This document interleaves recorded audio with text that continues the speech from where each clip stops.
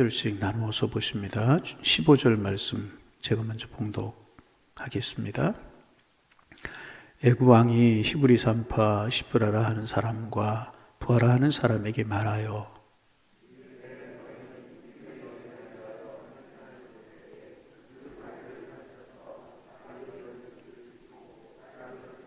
그러나 산파들이 하나님을 두려워하여 애굽 왕의 명령을 어기고 남자 아기들을 살린지라.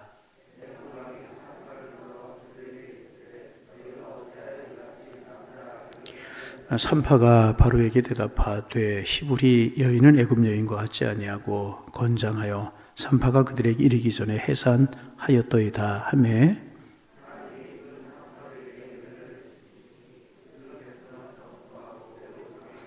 21절 함께 봉독하십니다. 그 산파들은 하나님을 경외하였으므로 하나님이 그들의 집안을 흥하게 하신지라. 아멘. 오늘도 주님 동행하는 축복의 날 되기를 주님의 이름으로 축원합니다. 늘 우리의 소망을 하나님께 두고 어떤 일이 있을지라도 믿음으로 행할 때 주님 우리를 축복하실 겁니다. 오늘 이제 출애굽기 1장의 말씀은 제가 신방할 때 참 많이 보기도 하고 하는 말씀인데요. 하나님께서 산파들에게 은혜를 베풀어 주셔서 산파들의 집안이 흥왕했다는 이야기입니다. 흥왕이라고 하는 게 뭐예요? 잘 되고 번성했다 그런 뜻이죠. 그런데 산파들만 잘 된 게 아니라 산파들로 말미암아 백성들이 번성하고 매우 강해졌다. 이제 그렇게 기록하고 있습니다. 하나님이 은혜를 베풀어 주셨다는 거예요. 여러분, 저와 여러분의 가정, 또 우리 교회, 이민족, 하나님 은혜 베풀어 주시기를 소망합니다. 그러면 이제 배경이 되는 말씀이 무엇인가? 이제 하나님께서 이스라엘 백성들을 번성하게 하시기 위하여서 요셉 때, 정확히 말하면 애굽의 그 야곱의 가족 70명이 이제 애굽으로 올라가게 됩니다. 단순히 흉년을 피해서 올라간 것이 아니라 하나님께서 흉년을 이용하신 하나의 도구였었고 하나님께서 이스라엘 백성들을 번성하고 키우시기 위함이었다는 것입니다. 하나님께서 아브라함에게 하신 약속의 말씀이 뭐냐 하면 이제 번성하게 될 것이다. 자녀가 하늘의 별처럼 바다의 모래처럼 많아질 것이라고 그렇게 말씀하셨습니다. 근데 그게 이제 이삭, 야곱, 요셉에 이르기까지 70명에 불과했단 말이죠. 하나의 패밀리집 민족이 아니었었어요.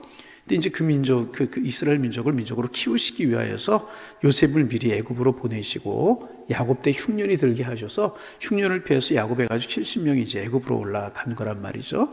겉으로 보면 흉년을 피해서 가는 겁니다. 그러나 하나님께서 흉년을 이용하셔서 이스라엘 백성들을 하나의 그 패밀리에서 민족으로 키우시기 위하여서 애굽으로 옮기셨다는 것입니다. 그럼 왜 애굽인가? 이제 그런 이야기를 할 수 있죠. 한 두 가지 정도 이유가 있는데 첫째는 뭐냐면 이제 애굽이라고 하는 나라는 나일강이 발달돼서 살기가 괜찮은 나라입니다. 웬만한 흉년이 들어도 살 수 있는 그런 나라였었습니다. 그리고 이제 고센이라고 하는 땅은 그 나일강 삼각주 유역인데 이제 잘 발달이 되어서 아주 비옥한 그런 평야입니다. 사람 살기 아주 좋은 곳. 그래서 이제 인간의 4대 문명의 발생기 중에 하나가 나일강 유역이잖아요.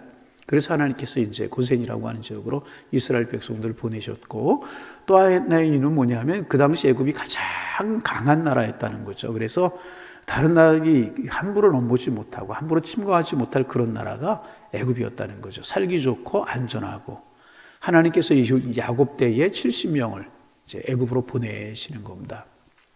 그리고 이제 하나님께서 축복하셔서 그들이 이제 생육하고 번성하게 되는 겁니다. 그리고 70명이 430년 만에 200만이 되게 되는데 학자들이 연구를 했대요. 이제 70명이 430년 만에 200만이 되려고 하면 이제 얼마나 자녀를 낳고 키워야 되는가 연구를 했더니 한 대를 30년으로 볼 때 이제 한 대에서 7명, 8명을 낳고 한 명도 죽지 않아야 된답니다. 그래야지 70명이 430년 만에 230만이 된다고 그래요.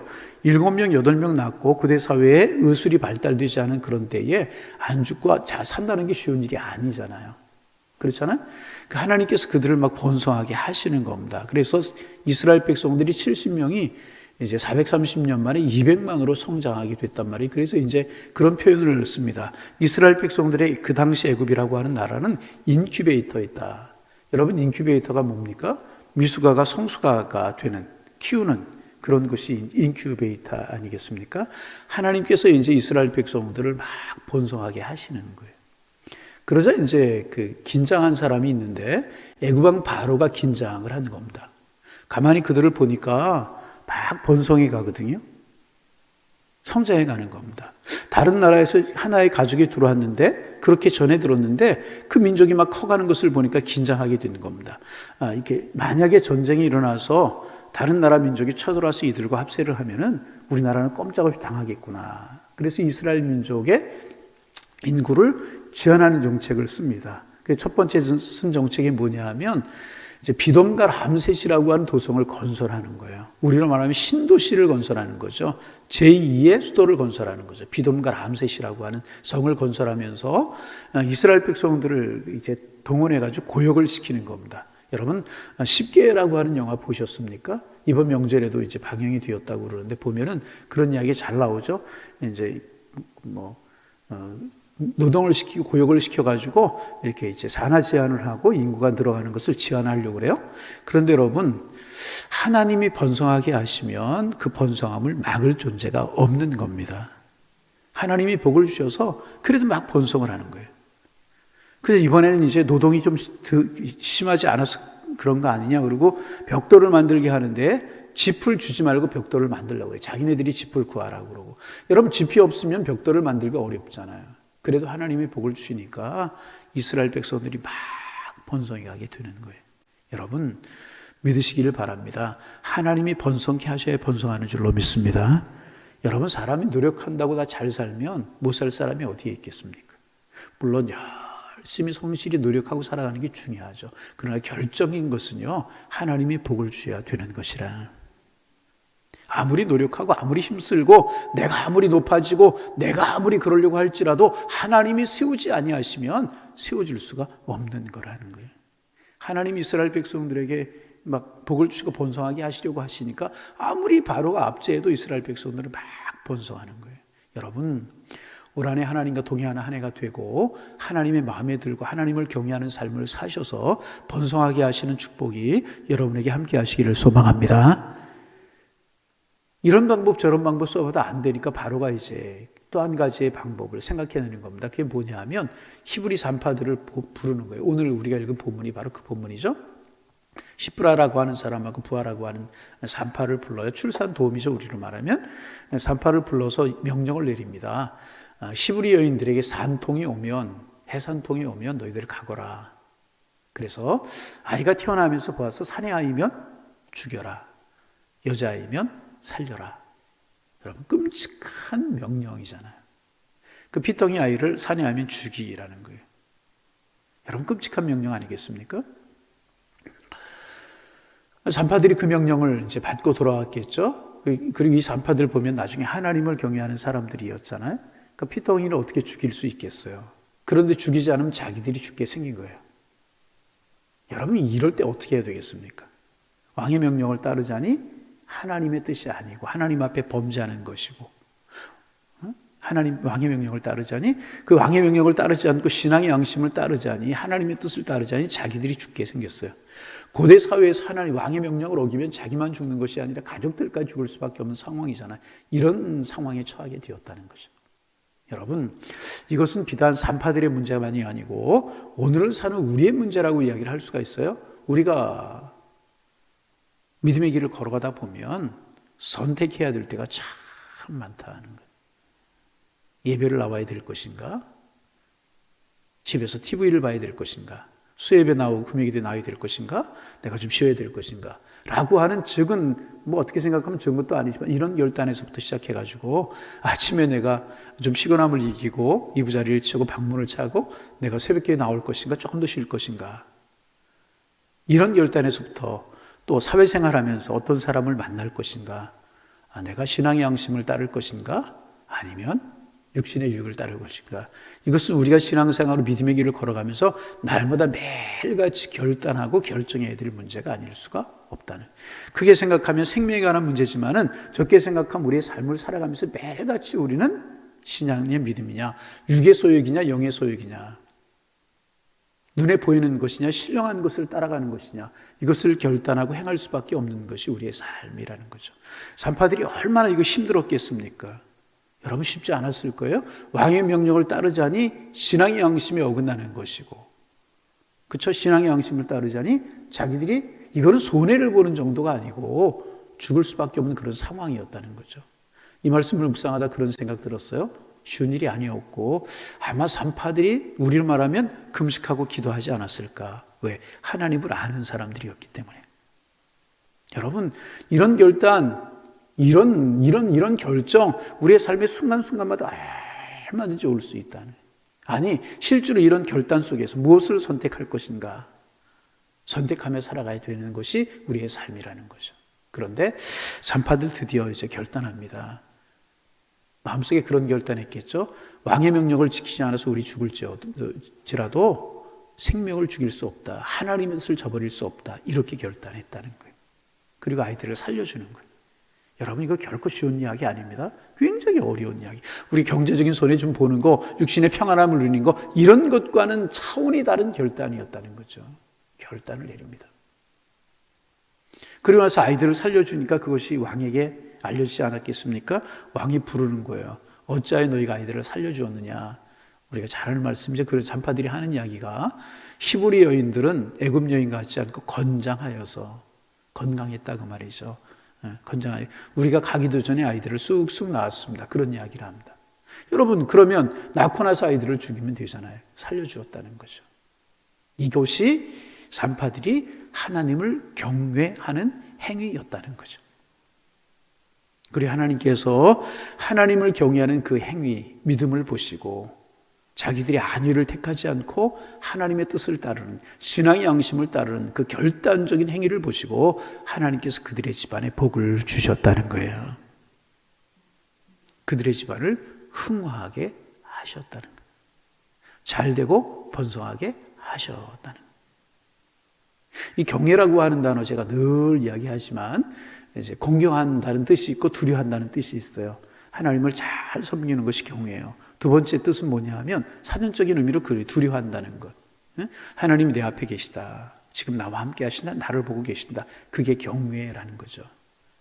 그들의 결단, 사사로운 인간의 감정으로 결단하는 것이 아니라 하나님 앞에서 행하는 모습으로 그들은 결단했다는 거죠.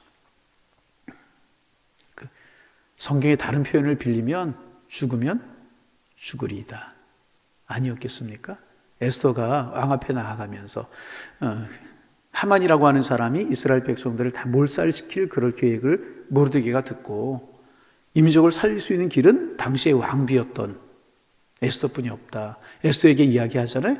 그런데 그 당시 그 나라의 법에는 왕이 부르지 않았는데 왕비라도 왕 앞에 나아가면 죽임을 당할 수밖에 없었다는 거죠. 그런 이야기를 하자 모르드게가 서신을 머리에서 이야기하잖아요. 내가 왕 위에 부름을 받은 것은 이때를 위함이 아니냐. 그러자 에스더가 죽으면 같이 해보세요. 죽으면 죽으리다. 그리고 왕 앞에 나아가자. 그런 모습 아니겠습니까? 그렇잖아요. 그런 모습이잖아요. 다 산파들이 이 결단이 쉬웠겠습니까? 결코 쉽지 않았을 것이라. 오늘을 살아가면서 또 이 한 주간을 살아가면서 하나님 2월 한 달을 살아가면서 2022년 한 해를 살아가면서 아니 우리 인생의 순간순간마다 결정해야 되고 결단해야 되고 그럴 때가 우리 앞에 늘 주어지게 된다. 그럴 때 여러분 믿음으로 결정하실 수 있기를 바랍니다. 하나님 없이 결단하지 말고 여러분 우리가 믿음의 삶을 살아가요. 늘 믿음의 삶을 살아가죠. 우리가 믿음 있잖아요. 하나님 살아계신 믿고 예수님 나의 구주가 되신 믿고 믿음으로 살아가자. 저와 여러분 새벽에 나오신 분들 믿음 없는 분들이 없어요. 다 믿음 있어요. 믿음 있어요. 중요한 사실이 뭐냐면 믿음 있어요. 그런데 정말 중요한 결정, 중요한 결단, 정말 믿음으로 결정해야 될 때 혹 믿음으로 결정하지 못하고 육신의 소욕을 따라 이생의 안목을 따라 내 편안함을 따라 내 안위를 따라 결정할 때가 있다는 것입니다. 하나님께서 우리에게 믿음 주시기를 바랍니다. 하나님 우리에게 믿음 주셔서 이렇게 결정하고 결단할 때 있을 때마다 하나님의 뜻이 무엇인지를 묻고 육신의 소욕보다는 성령의 소욕을 내 유익보다는 하나님의 영광을 따라서 결정하는 우리 모두가 되어서 여러분 하나님께서 우리의 결정을 보시고 우리를 축복하실 수 있는 은혜가 있기를 바랍니다. 하나님께서 그들의 집안을 흥왕하게 하셨다는 거예요. 여러분 참 이 말씀이 저는 참 좋은데요. 이 말씀이 얼마나 좋은지 모르겠어요. 하나님이 흥하게 하시니까 막을 자가 없구나. 비록 왕일지라도 그 당시에 최고의 강대국 외광 바로랄지라도 하나님이 번성하게 하시니까 이스라엘 민족의 번성함을 막을 수가 없구나. 반대의 경우가 뭐겠? 내가 아무리 힘쓰고 아무리 애쓰고 아무리 노력하고 아무리 그래도 하나님이 결제하지 아니하시면 흥하고 번성할 수가 없다는 이야기가 드린 것 아니겠습니까?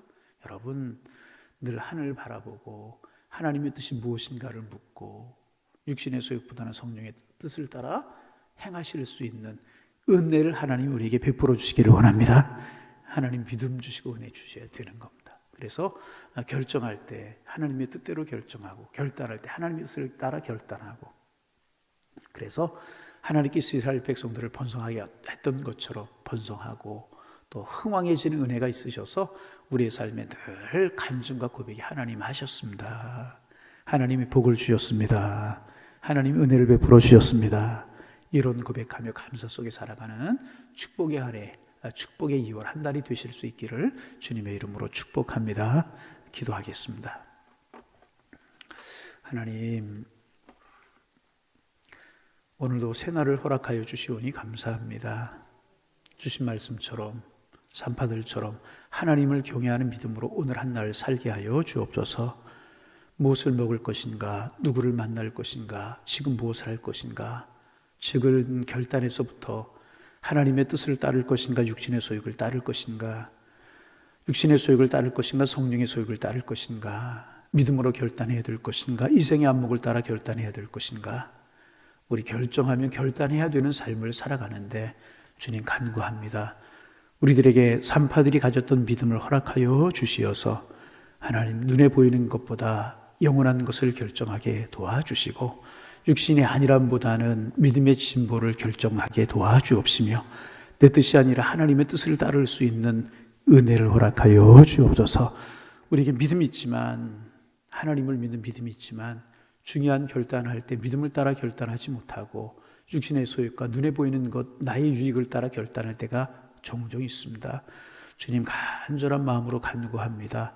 올 한 해를 살아가면서 믿음으로 결단하고 하나님의 뜻을 따라 결단하게 도와주시고 2월 한 달을 살아가면서 그런 믿음으로 결단하고 그런 눈으로 볼 수 있도록 축복하여 주시어서 하나님 앞에 기쁨이 될 수 있도록 축복하여 주옵소서. 하나님의 사람들 믿음으로 결단할 때 산파들과 이스라엘 민족들을 흥하게 하시고 책임지셨듯이 우리를 하나님이 책임지실 것을 믿는 믿음 저희들에게 허락하여 주셔서 하나님 작은 것부터 큰 것까지 아름다운 결단 결정할 수 있도록 축복하여 주셔서 하나님의 의를 이루며 살아가는 저희들 될 수 있도록 주님 축복하여 주옵소서. 하나님 아버지 간절한 마음으로 기도합니다. 우리 교회가 2022년 주여 이제 회복케 하시고 부흥케 하소서라고 하는 주제를 정하고 하나님 기도하는 한 해를 살기로 마음속에 결단했습니다. 주님 간절한 마음으로 기도합니다. 하나님 코로나 바이러스도 이제 물러가게 하시고 우리의 일상의 삶이 회복되게 하여 주옵소서. 우리의 일상의 삶이 회복됨으로 예배생활, 기도생활이 더 힘을 얻게 하시고 그래서 영적인 부흥이 오게 하셔서 하나님 우리의 삶의 부흥도 따라올 수 있도록 인도하여 주셔서 우리 주님 앞에 행복한 삶을 살기를 원합니다. 아름다운 삶을 살기를 원합니다. 날마다 우리의 삶이 은혜의 삶이 될 수 있도록 주님 축복하여 주옵소서. 어려운 코로나 전국에 하나님 경제적으로 힘들어하고 어려워하는 우리 양일의 권속들이 행여나있지는 않습니까? 하나님 어려운 때에도 하나님 복의 복을 더하여 주시어서 수고한 대로 거두는 은혜를 허락하여 주셔서 오히려 역전되게 하셔서 복의 그늘 되어 나눠주고 베풀어주는 축복도 누리며 살게 하여 주옵소서. 육신의 질고로 인하여 힘들어하고 어려워하는 가정들이 행여나있지는 않습니까? 육신의 질고를 이길 수 있는 힘을 주시고 아니 주님 선언져 주시어서 치료되고 건강케 하시어서 뛰며 걸으며 하나님을 찬송할 수 있도록 주님 인도하여 주옵소서.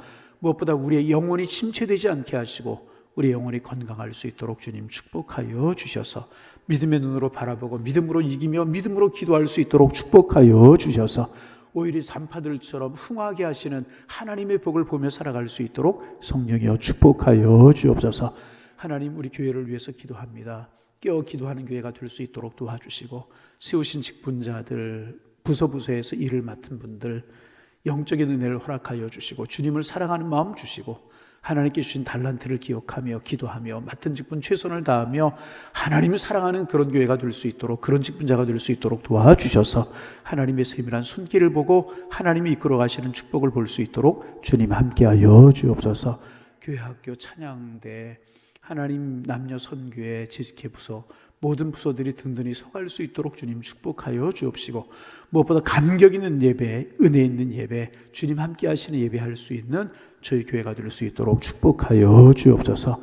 기도하는 시간들마다 기도하는 열망을 가진 많은 사람들 모여오게 하시고 뜨겁게 기도하는 교회로 설 수 있도록 주님 축복하여 주시어서 마지막 때까지 주님 쓰시는, 마지막 때까지 주님이 함께 하시는 그런 교회로 설 수 있는 저희 교회가 될 수 있도록 축복하여 주옵소서.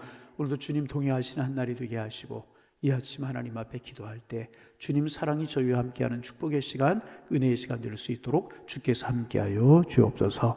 예수님의 이름으로 기도하옵나이다. 아멘.